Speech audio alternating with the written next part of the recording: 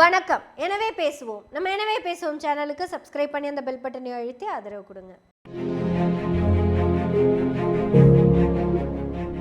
என்னை கொல்ல சதி நடந்தது. அதுவும் ஷிஃப்ட்ல வந்து டிசைர் பண்ணணும்னு முடிவு பண்ணிட்டாங்க. அவன் பாருங்க, என் கடவுள் பேர்ல இருக்கிற வண்டி எடுத்துட்டு வந்திருக்கான். மாருதி, ஜெய் மாருதி. எஸ், சாமி வண்டிங்கிறனால தான் அந்த நம்பர் பிளேட் எல்லாம் நான் பார்க்கல. என்ன நடந்துச்சுன்னு கேட்குறீங்களா? இந்த சொல்கிறேன். ஆனால் நான் இனி சொல்ல போகிறதுக்கெல்லாம் இந்த கலர் செட் ஆகாது. நமக்கு இந்த கலர் தான் செட் ஆகும். மதுரையிலேருந்து காலையில் 5:30 மணிக்கு பூஜை முடிச்சுட்டு 6 மணிக்கு கிளம்பி வந்துக்கிட்டு இருந்தோம். உளுந்தூர்பேட்டையிலேருந்து திரும்புகிற இடத்துல நாங்கள் வந்து கொஞ்சம் பேரடி கார்டு வச்சுருக்காங்க. அதை இடிச்சுக்கிட்டு நடுவை வந்து ஒரு இடி எடுத்தோன்னே நில குழஞ்சி போயிட்டேன்.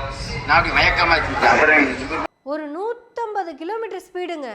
நான் வர்றப்பவே அந்த வண்டியோட ஸ்பீடா மீட்டரை நான் பார்த்துட்டேன். அந்த 150க்கும் 160க்கும் இடையில ஆடிக்கிட்டே இருந்தேன். அவ்வளோ ஸ்பீடாக வந்துட்டு இருந்துதான். பேரிகேட்டுங்க, பேரிகேட். கிட்டத்தட்ட அது பேரிகேட்டுங்க. என் கடவுள் பேரில் இருக்கிற ஜெய் மாருதி அப்படிங்கிற வண்டியை ஓட்டிட்டு வந்தாங்க. அப்படியே ஹரிப்படத்தில் வர சீனு மாதிரி அப்படியே பறக்குதுங்க. எல்லாம் வண்டி ஸ்பீடாக வந்து என் வண்டியில் இடிக்குதுங்க. அப்படியே கரகரன்னு பம்பர மாதிரி சுற்றி கடவுள் கடைசி நிமிஷத்தில் காப்பாற்றுவாரு சொல்லுவாங்கல்லங்க. அந்த வண்டி அப்படியே கவந்து திரும்பும் போது டயரில் நின்றுருச்சுங்க. அப்புறம் டிரைவர் அப்படி இப்படிலாம் திருப்பி கடைசியில் என் உசுரை காப்பாற்றிட்டாரு. எங்களை அடிச்ச வண்டி நிக்காம போச்சுங்க, போயிடுச்சு. நேத்து காலையில வரைக்கும் இவங்க அந்த வண்டி நிக்காம தான் போச்சு. அதுக்கப்புறம் இவங்க சிசிடிவி கொடுத்தாங்க பாத்தீங்களா, அது ஃபுல்லாவே கிராஃபிக்ஸ். எப்படி கிராஃபிக்ஸ் பண்ணியிருக்காங்கன்னு நினைக்கிறீங்க நீங்க? ஏதோ அந்த வண்டி வருது, நான் ஸ்பீடா வர்றதை பார்த்து அந்த வண்டி நிறுத்தின மாதிரி கிராஃபிக்ஸ் பண்ணியிருக்காங்க. அந்த வண்டி பாருங்க இப்படி நின்றுச்சுங்க. என் வண்டி போய் இப்படி அரசிட்டு போயிருச்சுங்க.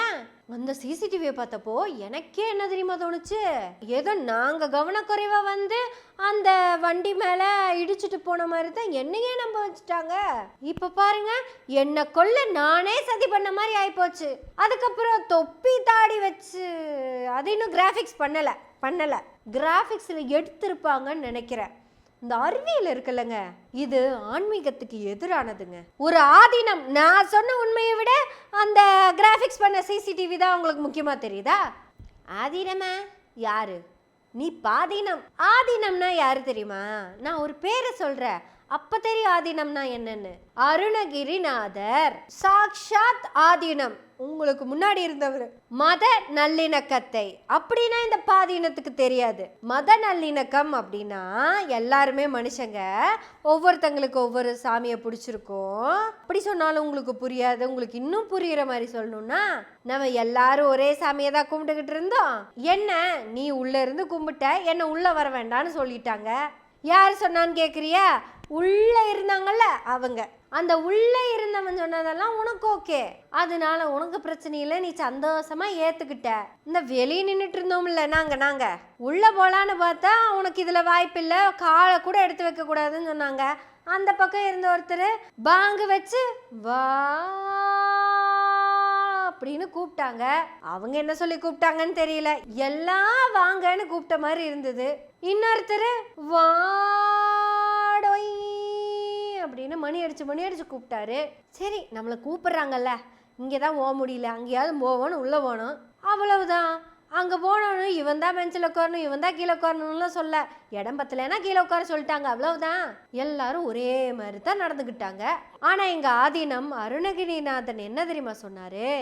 என்னப்பா எல்லாம் ஒண்ணுதான், வா 2 பாய்ங்க மட்டும்தான் கட்டி பிடிச்சுக்குவாங்கன்னு நினைச்சா ஆதீனம் அருணகிரியும் பாயும் கட்டி பிடிச்சாங்க. ஆதீனம் அருணகிரியும் ஜோசப்பும் கட்டி பிடிச்சாங்க.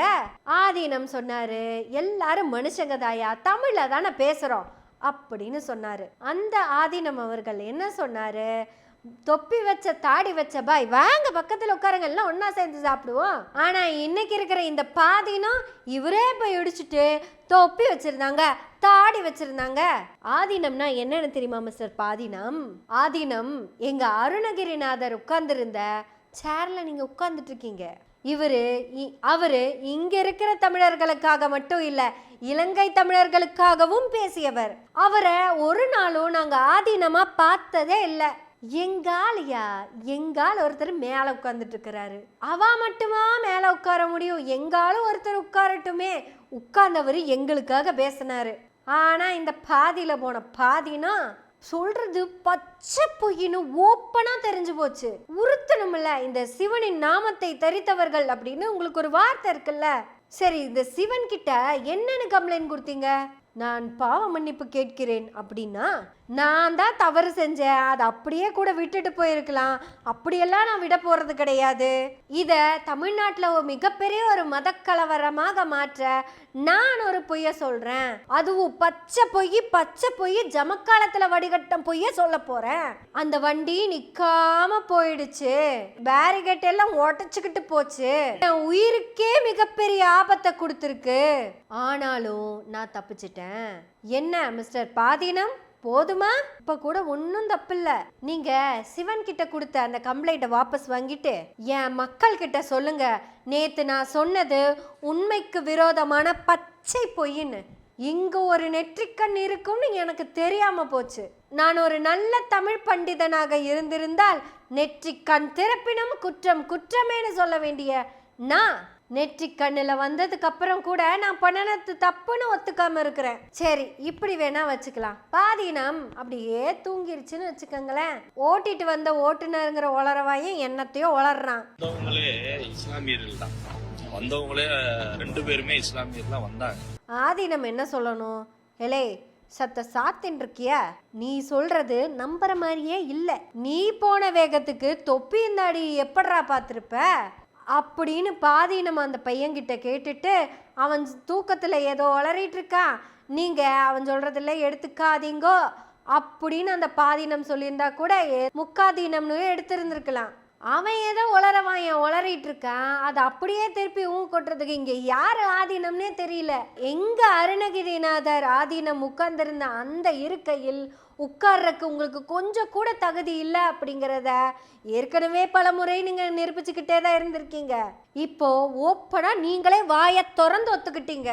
இதுக்கப்புறமும் நீங்க ஆதீனமா இருக்கணுமா வேண்டாமாங்கிறத நீங்க தான் முடிவு பண்ணணும். அருணகிரிநாதரே, இந்த பாவி செய்த பாவம் என்னதென்று அறியாமல் உளறி விட்டான், அவரை மன்னியுங்கள். பாதீனம் பேரூர் வந்து பாருங்க, பேரூர்லயே ஆதீனங்கள் இருக்காங்க. இங்க எல்லா சமயங்களையும் அணைச்சுக்கிட்டு போற ஆதீனங்கள் இருக்காங்க. இங்க இருக்கிற எல்லா உண்மையான ஆதீனங்களும் அவங்களுடைய சமயத்தை மட்டும் போற்றுபவர்கள் அல்ல, சமய நல்லிணக்கத்தை போற்றுபவர்கள். உன் கடவுள் என் கடவுள் நல்ல, நாம் இருவரும் மனிதர்கள், நமக்கான கடவுள்களை நாம் போற்றிக்கொள்வோம். எங்கள் அருணகிரிநாதர் மசூதிக்குள்ளும் சொற்பொழிவாற்றுவார், சர்ச்சுக்குள்ளையும் சொற்பொழிவாற்றுவார். நாங்க யாரும் எங்க அருணகிரிநாதரை ஒரு சமயத்தார் அப்படின்னு பார்த்ததே கிடையாது. பாதீனம் இது தமிழ்நாடு. எங்க கோணியம்மன் கோவில் திருவிழால மோரும் ரோஸ் மில்க்கு கொடுக்கறது யாரு? எங்க இஸ்லாமிய சகோதரர்கள் தான். திருநெல்வேலியில துவங்கப்பட்ட பள்ளிவாசலுக்கு சீர் சுமந்து வந்தது எங்க இந்து நண்பர்கள் தான். இங்க கிறிஸ்துவர்கள், இந்துக்கள், இஸ்லாமியர்கள் யாரும் மதத்தை பார்க்கறதில்ல, மத நல்லிணக்கத்தையும் மனிதாபிமானத்தையும் தான் பார்க்கிறோம். இவங்க எல்லாத்தையும் பண்படுத்தினது யாரு தெரியுமா? எங்கள் ஈரோட்டு கிழவன் தந்தை பெரியார். கடவுளை மற, மனிதனை நினை. உங்களுக்கு ஒரு எக்ஸப்ஷன்ஸ் கொடுக்குறேன் பாதீனம். நீங்க கடவுளை நினைச்சுக்கங்க, முடிஞ்சா மனுஷனையும் கூடவே நினைச்சு பாருங்க. இனி எங்கேயாவது பேசுறப்ப சிவனின் நெற்றிக்கண் மாதிரியான சிசிடிவி இன்னைக்கு எல்லா இடத்துலயும் இருக்குங்கிறத மறந்துடாதீங்க. நெற்றிக்கண் திறப்பினும் குற்றம் குற்றமேங்கிறதெல்லாம் அந்த காலம். நீ சொல்ற பொய்ய நெற்றிக்கண்ணே காட்டி கொடுத்துரும். உங்களுக்காகவே வள்ளுவர் எழுதி வச்சுட்டு போயிருக்காரு ஒரு குறளை. புரை தீர்த்த நன்மை பயக்குமெனின் எது? பொய்மை. எதை விட தெரியுமா? உண்மையை விட. ஒரு இடத்துல நன்மை நடக்கும்னா உண்மையை விட பொய் சொல்றதே சிறந்ததுன்னு சொன்னாரு. புரை தீர்த்த நன்மை பயக்குமெனின் பொய்மையும் வாய்மை இடத்தே. இப்படியெல்லாம் பேசி பழகுங்க. நீங்கள்லாம் இனி நல்லா பேசணுங்கிறதுக்காக தான் நாங்கள்லாம் பேசிட்டு இருக்கோம். பேசுவோம், எனவே பேசுவோம் நாள்தோறும். உங்களுடைய ஆதரவுகளை நன்றிகளோடு எதிர்பார்த்து கொண்டிருக்கிறோம். நன்றி, வணக்கம்.